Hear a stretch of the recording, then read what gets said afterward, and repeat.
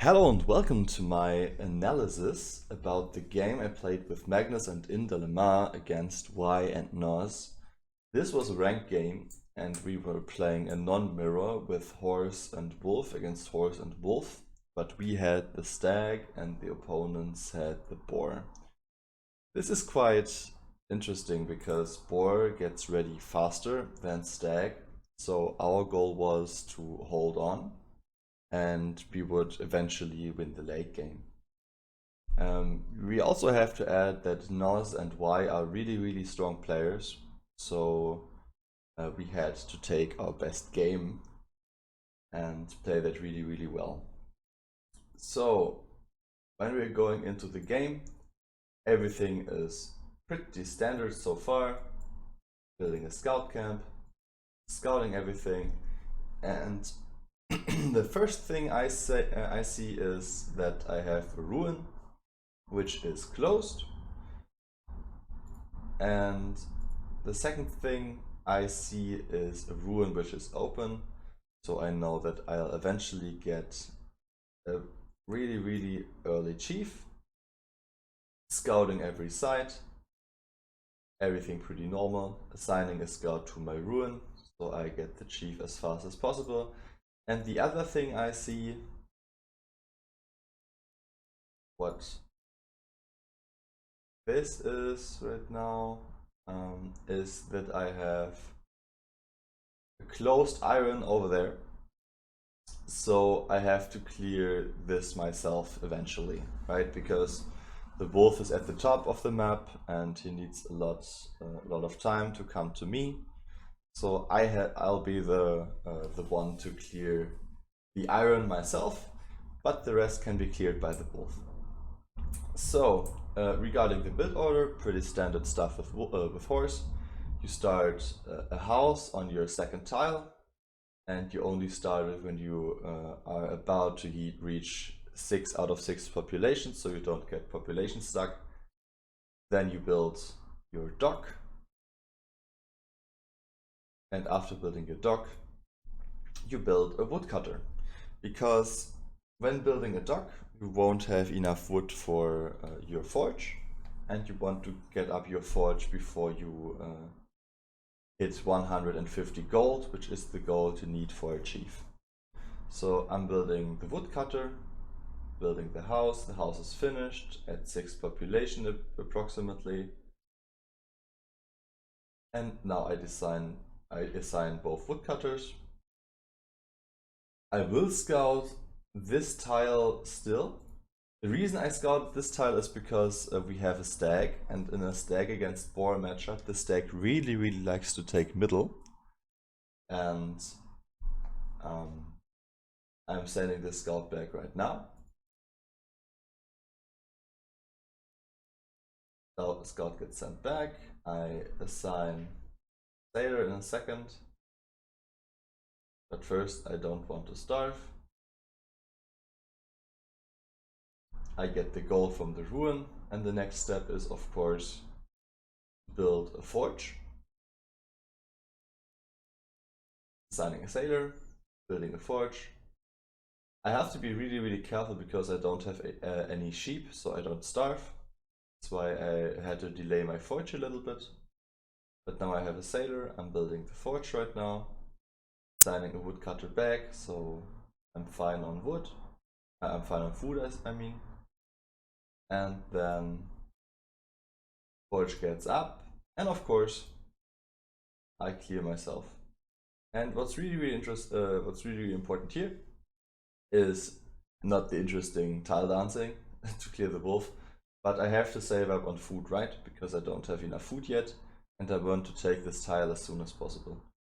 And what's really important with horse is that you take tiles with food and not only like sail and have woodcutters, but you also need a lot of tiles so you can mine. So I already know that I have the iron here. This will be the first priority, and when I mine the iron there, then I'm going to mine the stone over there. So I need to take 3 tiles in total right now, at least in the first year, right? If that's possible. So I'm tile dancing this, make sure that I don't get wounded here. I take the tile here. Afterwards, Wolf gets the last hit, since he's really fast with his sheaf. Really nice. Now I start to mine the iron, of course. In the lore tree I took excavation. This is the bottom, at the bottom tree. Pretty standard as well. And now I take another scout and scout my second ruin. And since I'm so good on food and I don't need the other stone tile right now, I'm going to assign a lore master as well. There are some games in which I don't assign a lore master, but in this case I have a sheep. I'm really high on food right now. I can do that. And I have 2 sailors, 2 woodcutters, 1 scout. And the next thing I want to do before I build the second house, I want to build a second woodcutter. This is important because horse needs a lot of wood because we are going to upgrade a ton. So that's why I'm going to build a second woodcutter right now.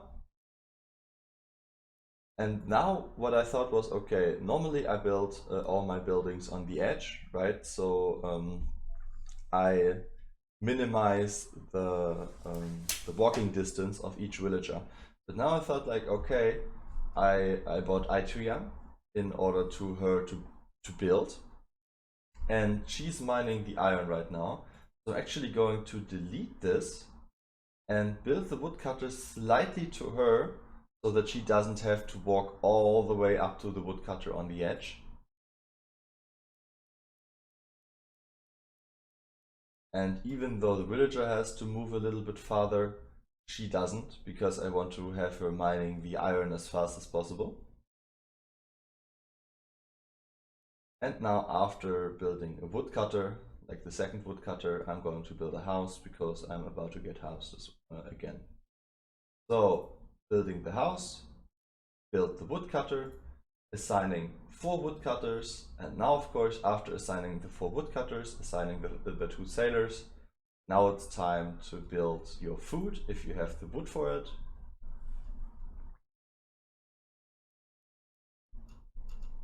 Got a wolf attack there, but that's fine because now I'm not housed anymore. What's really nice in this case, by the way, is that I got a wolf attack, right? So I can't assign anyone in this tile. I'm pinging the wolf right now that I've got a wolf attack, and the wolf's on his way. And what I'm about to do, I finished the ruin, and now I want to assign a lore master again. So what I do in order to not wait with the scout in front of the lore stone, I'm going to scout a little bit first. Of course, get my second chief out, assign him to the iron as well.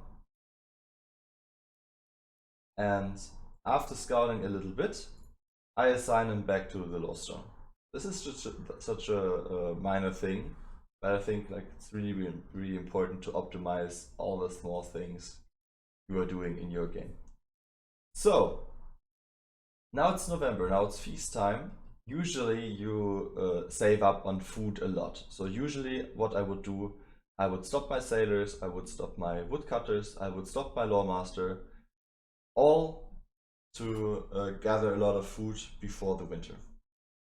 But in this case I have a sheep. So what I do, I build my house, I let my woodcutters stay on wood, and then I build my food building, which is long overdue. Of course, again with the help of my female chief, who is better at building camps or building buildings than rock. And of course I stop my sailors so I can gather a little bit of food. And after building my food building, I will of course assign my 2 guys, which are right in front of the food building, to gather food as hunters. So, when we're looking at the lore tree, I think excavation is like mandatory. Every horseman knows that you have to take this lore. This is absolutely mandatory. And the second thing I want to take is usually shipbuilding because I like the extra coins. What you can also do is go excavation into sharp axes and then Völund Fire. But in this build, it's really important that I go excavation, shipbuilding, and then sharp axes. Because in this build, you already know what I want to do. I want to forge an early Mjölnir. And if you want to forge an early Mjölnir, it's really important for you to already have 200 fame before you do that. Because you need the 200 fame in order to forge faster, right? So if you would forge Mjölnir just like that, without 200 fame, without an upgraded forge, that would take ages. So what I would do, I would mine my iron, then mine my stone, upgrade my town hall, upgrade my forge, and then forge Mjölnir. Only then, not before, because that would take ages. So, now the pause starts. Of course, I am the one scouting. Going to talk about the scouting later on. Really interesting, this game as well. And I'm scouting my side now. Of course, building a second dock.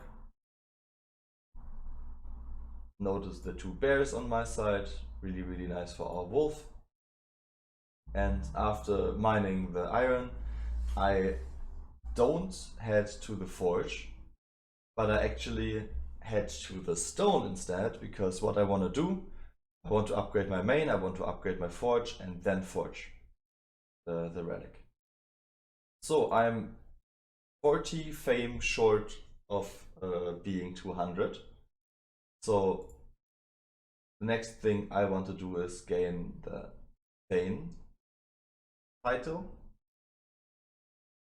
And what would really help with the Thane title is the Northgard tomb, or like getting this tile for the extra 50 fame. So in order to have this, I need a lot of food. So you see me assigning a lot of my woodcutters back to ordinary villagers, still mining the stone. And then after scouting a little bit, right here, I'm going to take the Northgard tomb, or the ossuary, because it's the Neustria map. I take it, and for me it's really nice as well, because on there are 2 sheep. So I get the Northgard tomb. I can forge Mjölnir right now. I'm going to assign my chiefs to Mjölnir. And of course, because it's my special thing, I upgrade the forge. And what you notice, like in the lore path, I forgot to tell you about that. I went carpentry immediately. And this is pretty unusual, right? Because usually you would take Völund Fire, you forge your wills. For example, your sailors, your woodcutters, and then your hunters in this case. That would be like the normal horse build. But what I practice, what I train, is going carpentry into Mjölnir. And I think carpentry into Mjölnir is a little bit greedy, but still works, like you saw in the game. And it scales better in late game. Because if you have carpentry, your buildings have a lower upkeep cost. You can upgrade your buildings faster because they cost less. And with Mjölnir, of course, you can forge a lot faster. So after taking this, and after upgrading the forge, it's time to forge the Mjölnir, of course.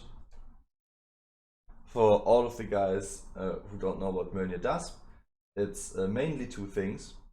It increases your smithing speed, and it increases your attack power on your military, because they are occasionally summoning lightning bolts. I think it's like a 20% chance of that happening, but that makes a huge difference in a fight. So next thing I do with horse, pretty standard, I upgrade my gold, assign another lore master, and I'm scouting. And now I want to talk about the scouting because we are playing against a boar. And boar is really, really good at rushing. So it's really important for me to make sure that the boar is not rushing us, because if they would rush us, we'd have to get really, really ready fast.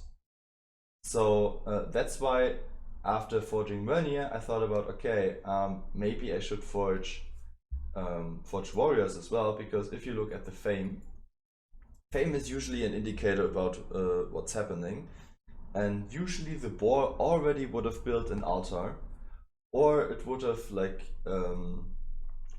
been really, really near forging his relic, right? So I was like, oh damn, maybe they're rushing, and I was panicking a little bit.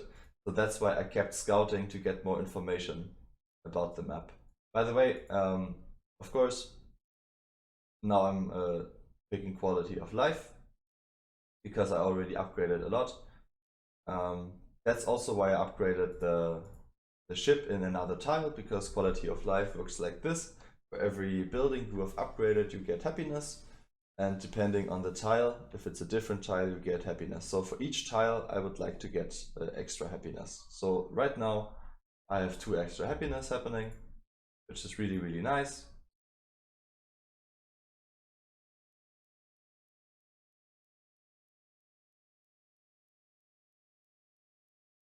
I'm still keeping up my scouting. Now I take legions. Actually, you can take either leadership or legions. I like legions better because if you happen to lose a fight with legions, it's way more easy to get your warband back. But leadership is fine as well. I just don't like the nerf on leadership because horse used to get 2 bodyguards, which was frankly insane. Now they only get 1 bodyguard, and since I feel like legions is way better to come back, I like to come back from games which are looking quite losable. That's why I'm taking legions. I in fact take like legions almost every single time, of course, but that's personal preference. So I'm keeping up the scouting. I'm upping my scouting camp because, like I said, really, really important to get information. But what I see right now is there's a tower. So I feel a little bit safer now actually, because okay, there's a tower, and boar who wants to rush usually doesn't build a tower.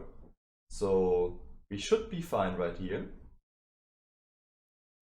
Building a camp right now. Still forging Mjölnir. Everything pretty standard. Running 5 sailors is really important as well. All the time.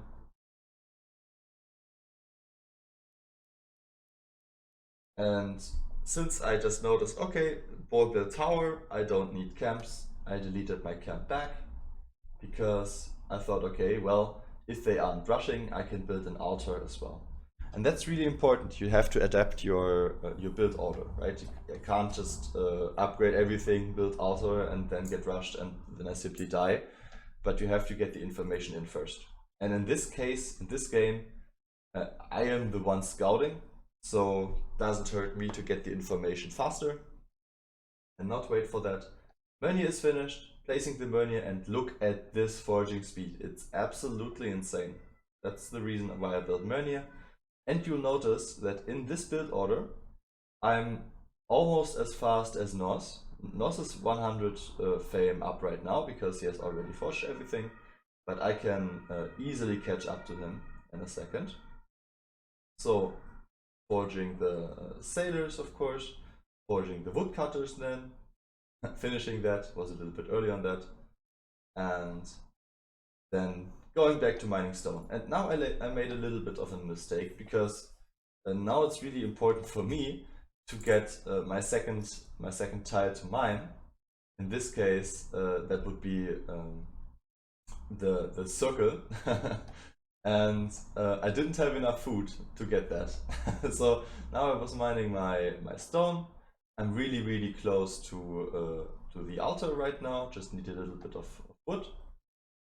And then I can build an altar. I forge myself, I like to forge my warriors like really early on, just in case something unexpected happens, because it feels so awkward if you get attacked and your warriors don't have charge. So I'm forging myself, and in a second I will drop my altar.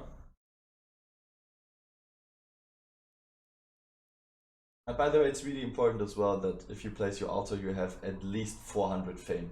Altar without 400 fame feels really bad. Don't do that. So I'm dropping my altar. I'm actually essentially at 0 resources right now. But what I am, I have a Mjölnir forged, I have an altar right now. I'm really close to 500 being the title Jarl.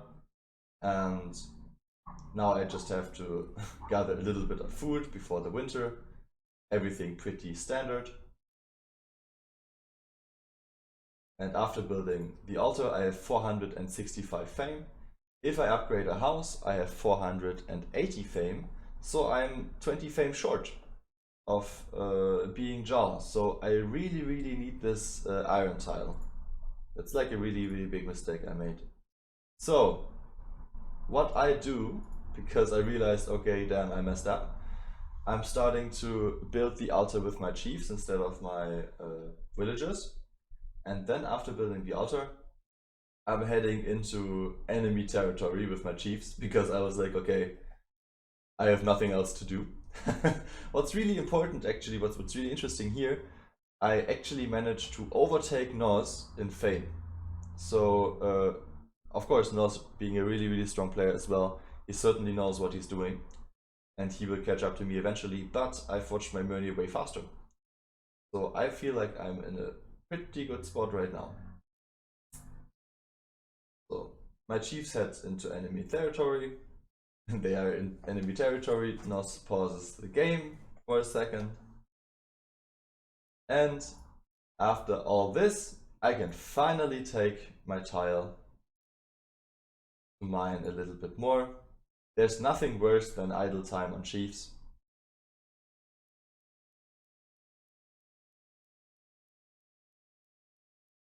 I can assign my villagers back. And what's really nice on this tile as well, there's fish. God bless the fish. And actually, even though there's a circle of stone there, I should not assign villagers there, because this tile can easily get attacked. That's why I only assigned fishermen there, or at least I should have only assigned fishermen there. So I'm mining my second iron right now. I forged everything, so basically I'm in a really good spot right now. A little bit low on coins, but that will change really fast, because my eco is so good right now. Will assign 5 sailors again. And of course, when looking at the lore, I'm going to take recruitment. And now I would have had 2 options, right? Either go recruitment and go for a second relic, or go weaponsmith immediately. And I like to take the greedy route here, because the enemy horse will most likely do the same, and I don't want to fall behind the enemy horse even farther, because I will fall behind regardless, because the enemy boar will most likely scout, right? So I'm scouting and I want to scale. Like we see, I'm a little bit faster on Fang right now, but he will catch up to that. So I'm scouting, I get a lot of coins, I have very good coins production. I will mine my stone, and if I get the lore to forge the relic, right here, I pick ancestral influence, pick it, and then forge myself.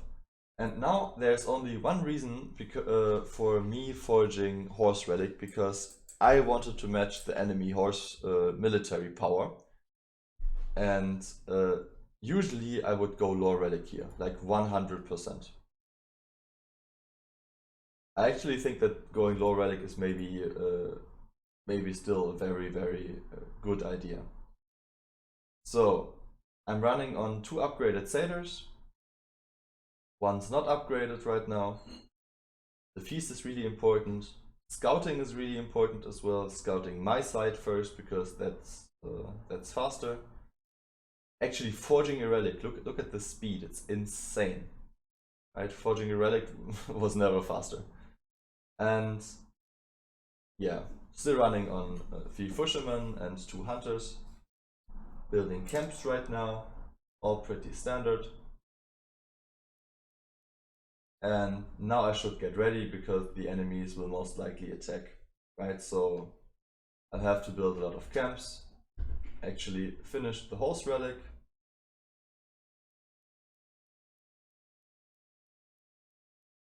Really important as well, placement of the relic.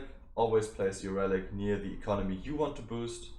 In this case, it was my 2 dogs. I could have placed it in the back as well.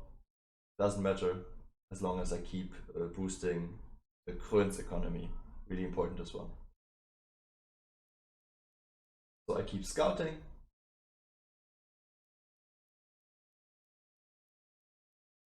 Now I mined enough iron to forge the shield bearers as well. In case I have to mix shield bearers and warriors. I really like to not mix with horse because I feel like I should be the one dealing a lot of damage. Getting a little bit harassed there, but that's fine. But now something really important happens. So in a second, I notice, because I scouted a lot. Like scouting is so vital in these situations. Information is so vital. I would really suggest scouting as fast as possible if you can. What's really funny, I'm actually matching North in fame. Like we have only 10 fame difference, so we already know, okay, we're doing like basically exactly the same things. Maybe slightly different, but yeah, it's for the most part the same thing we are doing. And we see, of course, a lot of the yellow dots on the map. You have to play with military map, otherwise you don't see that the enemy will attack you. So because of the military map, I see that they all built warband right now. So I want to up 2 more buildings, 2 more camps in order for me to have 16 warband. And you notice in a second, after building my camp, where is it? Right here. After building my camp here, I wanted to build my second camp in order to get to 16 warband. 16 warband is easy with 1000 coins, by the way. No need to worry. But now the wolf is really early in his attack. And I see that the enemy horse has converted, that the enemy boar has converted, and now the horse is the wolf is standing on my tile. But what I am going to do is, okay, I'm saying, yeah, well, you are really deep in my tile. I am converting right now. I actually also stopped the sailors, by the way. Let me see if I can, yeah. Here I stopped the sailors right when I saw all the yellow dots on the map, because I thought like, okay, now they're certainly converting. So I stopped all the raids to convert the sailors into military, into warband. Still scouting, still really important. Going out of the tile, being a little bit sad that I can only convert 14 warband now, but 14 warband is very good regardless. And like I said, I really like to convert warriors here and not shield bearers. Reason for that being that I want the damage. Usually it's a good idea to mix them a little bit, like having 4 shield bearers and then 10 warriors would have been better. I'm pretty sure I would suggest that the next time you would play. But anyway, having warriors is fine as well, because right now they're standing in here so deep, and I have the Mjölnir. I think I have the advantage here. I have the military power advantage 100%. So the enemy wolf is on his way, and now we are basically 2v2. with the enemy wolf and me. And I have already 14 warband, and my wolf has like the exact count of warband as the enemy wolf. And guess what? Mjölnir and horse relic is just better than the warband of the boar. This is just the case. So we're actually going in. I make sure to stay as a blob with my units. And we get a really nice attack here because the enemy boar wants to leave, and we see that, so I want to collide as fast as possible. And my wolf is on his way as well. So I thought, okay, there's like no way, no chance that we will lose here with my Mjölnir, with my warband capacity. So heading back a little bit to give my other warriors time to catch up. And look at this fight. It's just so beautiful because all my warriors are clumped up. My wolf is here in a second. The enemy boar panics a little bit and wants to move out, but it's too late. And now, after the pause, they will get wiped 100%. Lagging was a little bit harsh as well. But yeah, the fight is really nice. The enemy wolf, like the berserker, has to head out immediately. And in case they wanted to walk out, we had the stag also cutting off the escape route. So we wiped them here like really easily with my Mjölnir. I get the military XP in order for me to get the other warriors faster after this fight. The boar is completely wiped. And we head over to defend the stag, and the stag finishes the job in the wolf's territory. And when we arrive there, it's basically like a 2v1. Me having only 8 warband right now, but having the wolf as assistance. So on this side, I think it's pretty even. I think we are slightly favored. By the way, if he's standing on this tile, don't ever enter. It's just a very bad enter. And since the stag will certainly kill the wolf, there was no reason for us to enter there. And when we go to the front forward a little bit, North of course tries to leave because he knows that, okay, if he doesn't help the wolf is just dead. So he tries to leave, but every time he tries to leave, we just hunt him down, get one warrior there, we stay on the border again, and if he leaves again, we will hunt him down again. So just making sure that the stag is winning, running all the sailors again because I have fishermen and fishermen are nice. North wants to leave, we chase him, he takes the fight, he like must take the fight here.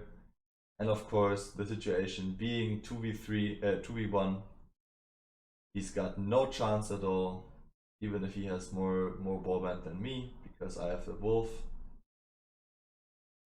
And after this fight, the enemy resigns, and it's GG.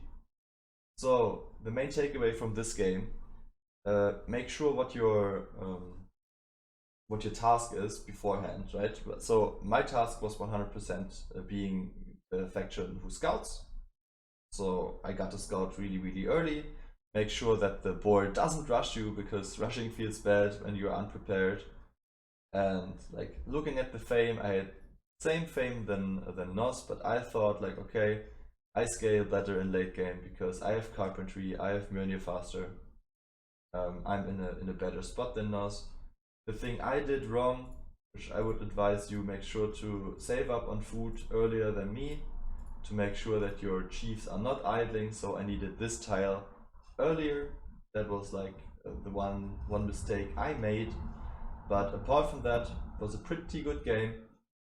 Running 3 dogs, of course, upgrading the forge, going for Mjölnir early. That's the playstyle I do right now with horse a lot. You can do that in FFA as well if you want, because it scales so well into late game. And yeah, thank you for watching. I hope you have a wonderful week and see you next time.